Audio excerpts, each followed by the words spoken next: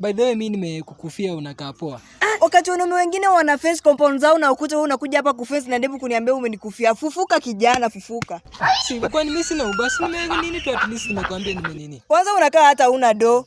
Kwanza kwani ina attract vitu gani kwa hizi barabara? Wewe ishia bana.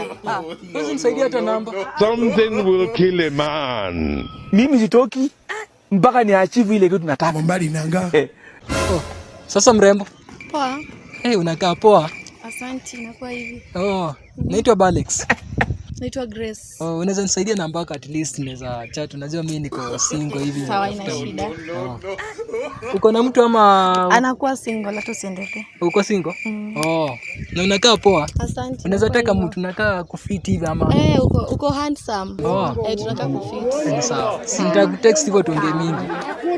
Think twice, bwana. Few minutes later. Hello. Wanyo. Balex. Niaje? Niko fiti. Bwana unafanya nini huku bwana? Nilikwambia bwana ukitembe kwa streets at least unaangukia mahali bwana. Unaona? Umeangukia mama? Bwana nimeangukia mrembo bwana mahali fisa bwana. Nyeshe bro, nyeshe. Hata nisha chat naye WhatsApp. Ashanitumia photo ndio hiyo hapa hivi. Ayayayaya. Huyu ameona ceiling board zote Maseno bro.